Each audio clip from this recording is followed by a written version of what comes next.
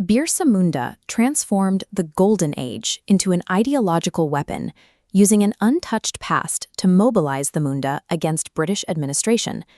This vision was grounded in the historical reality of the Santhals and the Mundas. They operated within a communal structure where private land ownership did not exist. The forest belonged to the entire clan. Their survival depended on jum, or shifting cultivation. This involved clearing a forest patch, using ash as fertilizer, and planting crops for one season. By migrating after harvest, the community allowed the previous plot to naturally regenerate over time. This entire societal structure, their economy, culture, and very survival, rested on unhindered communal access to this specific environment. During the 19th century, the expansion of the British Empire reached these remote forested regions.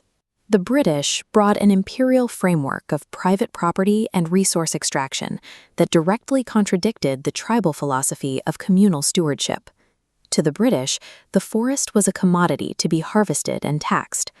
The tribes used a single word for the officials, moneylenders, and traders who brought this exploitative system: Diku, or outsider. The arrival of the Diku represented more than a change in administration. It was an existential threat to the tribal way of life.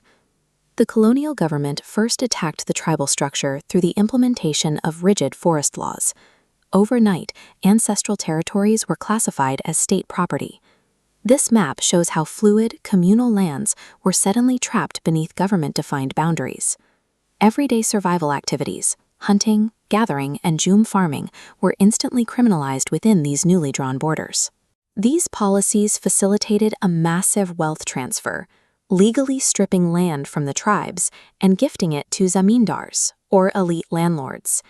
These new landlords, backed by British officials, strictly policed the forest, locking indigenous communities out of their own ecosystem. The stroke of a legislative pen turned independent, self-sustaining groups into illegal trespassers on their own ancestral soil. Displacement was followed by the imposition of aggressive new taxes, which the tribes were now forced to pay in cash. Lacking cash, families fell into the hands of a new Diku, the exploitative moneylender. High interest rates ensured that once a debt was taken, it could rarely be repaid. When the debt became insurmountable, the tribes lost the final thing they owned: their physical autonomy. Thousands of indebted tribals were forced into labor, building colonial railways, mining resources, and harvesting crops on vast tea plantations. The Diku system functioned as an engine of total extraction, harvesting the forest's timber and the physical labor of the people displaced by its laws. The pressure of systemic theft eventually triggered a kinetic resistance. In 1855, leaders Sidhu and Kanhu organized the massive Santhal Rebellion. This was a targeted campaign. The Santhals focused their strikes on British administrative outposts and the homes of the moneylenders who held their debts. The tribes fought with immense courage, but faced a brutal asymmetry. Their traditional bows were no match for the organized gunfire of colonial regiments. While the rebellion was crushed by military force, it permanently ended the era of unchallenged British expansion in the region. Years later, Birsa Munda weaponized the memory of the Golden Age to spark the Munda Rebellion.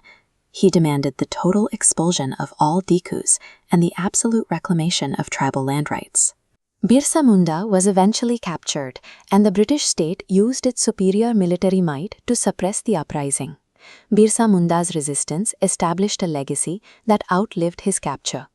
His vision ensured that the claim to tribal autonomy remained a persistent, unresolved challenge to British rule long after the rebellion was silenced.